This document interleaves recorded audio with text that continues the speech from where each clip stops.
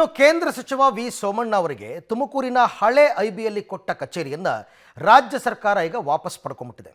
ಸಾಂಕೇತಿಕವಾಗಿ ಉದ್ಘಾಟನೆಗೊಂಡಿದ್ದ ಕಚೇರಿಯನ್ನು ಸರ್ಕಾರ ವಾಪಸ್ ಪಡೆದದಕ್ಕೆ ಈಗ ಮೈತ್ರಿ ನಾಯಕರು ಆಕ್ರೋಶವನ್ನು ವ್ಯಕ್ತಪಡಿಸ್ತಾ ಇದ್ದಾರೆ. ಹಾಗಾದರೆ ಏನಿದು ಕಚೇರಿಯ ಕಿರಿಕ್? ಯಾಕೆ ವಾಪಸ್ ಪಡಿತು ಸರ್ಕಾರ? ನೋಡೋಣ ಬನ್ನಿ. ವಿ ಸೋಮಣ್ಣಗೆ ಕೊಟ್ಟ ಕಚೇರಿ ವಾಪಸ್.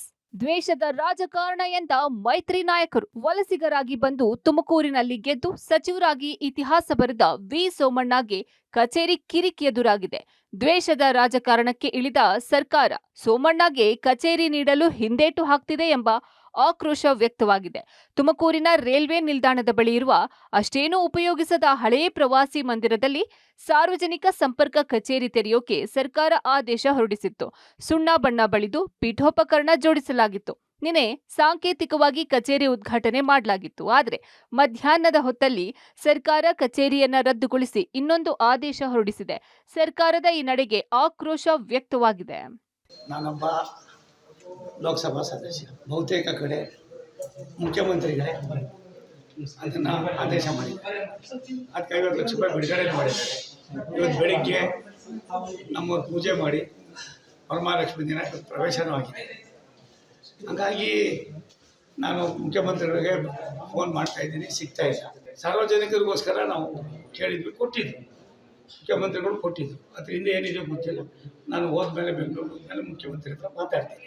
ಸರ್ಕಾರದ ಆದೇಶದ ವಿರುದ್ಧ ಮೈತ್ರಿ ನಾಯಕರು ದಿಢೀರ್ ಸುದ್ದಿಗೋಷ್ಠಿ ನಡೆಸಿ ಖಂಡಿಸಿದ್ದಾರೆ. ಸುರೇಶ್ ಬಾಬು ಮಾತನಾಡಿ, ಸರ್ಕಾರ ದ್ವೇಷದ ರಾಜಕಾರಣ ಮಾಡ್ತಾ ಇದೆ ಎಂದು ಕಿಡಿಕಾರಿದ್ರು. ಆದೇಶ ರದ್ದು ಮಾಡಿದ್ದಕ್ಕೆ ರಾಜ್ಯ ಸರ್ಕಾರ ಹಾಗೂ ಪರಮೇಶ್ವರ್ ನೇರ ಹೊಣೆ. ದ್ವೇಷದ ರಾಜಕಾರಣ ಮಾಡಬೇಡಿ ಎಂದು ಆಕ್ರೋಶವನ್ನ ಹೊರಹಾಕಿದ್ದಾರೆ. ಕೇಂದ್ರ ಸಚಿವರನ್ನ ಬಳಕೆ ಮಾಡಿಕೊಂಡು ನಾವು ಜಿಲ್ಲೆ ಕಟ್ಟಬೇಕು. ಕಚೇರಿ ವಿಚಾರದಲ್ಲಿ ಕ್ಷುಲ್ಲಕ ರಾಜಕಾರಣ ಮಾಡಬಾರದು. ಸಿಎಂ ಹೀಗೆ ಮಾಡಬಾರದು. ಈ ಜಾಗವನ್ನ ಯಾವುದೇ ಕಾರಣಕ್ಕೂ ಬಿಡಲ್ಲ. ದಮ್ ಇದ್ರೆ ಖಾಲಿ ಮಾಡಿಸ್ಲಿ ಅಂತ ಸರ್ಕಾರಕ್ಕೆ ಸವಾಲಿಸ್ತಿದ್ದಾರೆ. ಕೇಂದ್ರ ಸಚಿವರ ಒಂದು ಆಫೀಸನ್ನು ಕೊಟ್ಟಿದ್ರು, ಇವತ್ತು ರದ್ದು ಮಾಡಿದ್ದಾರೆ. ನನಗೆ ಗೊತ್ತಿದೆ ಯಾರ್ಯಾರೆಲ್ಲ ಇನ್ವಾಲ್ವ್ ಆಗಿದೆ. ನಾನು ಪರಮೇಶ್ ಸಾಹೇಬರಿಗೆ ಹೇಳೋದಿಷ್ಟೇ, ನಮ್ಮ ಜಿಲ್ಲೆ ಶಾಂತವಾಗಿತ್ತು. ನೀವು ಇದನ್ನು ದ್ವೇಷವಾಗಿ ಇದನ್ನು ರದ್ದು ಮಾಡಿದ್ದೀರ. ಇದಕ್ಕೆ ನೇರ ಹೊಣೆ ನೀವೇ. ನಮ್ಗೆ ಗೊತ್ತಿದೆ, ಇದು ಬೇಡ. ನಾನು ವಿನಂತಿ ಮಾಡ್ತೀನಿ, ಈ ದ್ವೇಷದ ರಾಜಕಾರಣ ಬೇಡ. ನಮ್ಮ ಜಿಲ್ಲೆ ಅಭಿವೃದ್ಧಿ ಆಗಬೇಕು. ಒಂದು ತುಮಕೂರು ಜಿಲ್ಲೆಗೆ 78 ವರ್ಷ ಸ್ವಾತಂತ್ರ್ಯ ಬಂದ ನಂತರ ಒಬ್ಬರು ಕೇಂದ್ರ ಸಚಿವರಾಗಿದ್ದಾರೆ. ಅದನ್ನು ಸರಿಯಾಗಿ ಉಪಯೋಗಿಸ್ಕೊಂಡು ನಾವೆಲ್ಲರೂ ಸೇರಿ ಜಿಲ್ಲೆ ಕಟ್ಟಬೇಕು.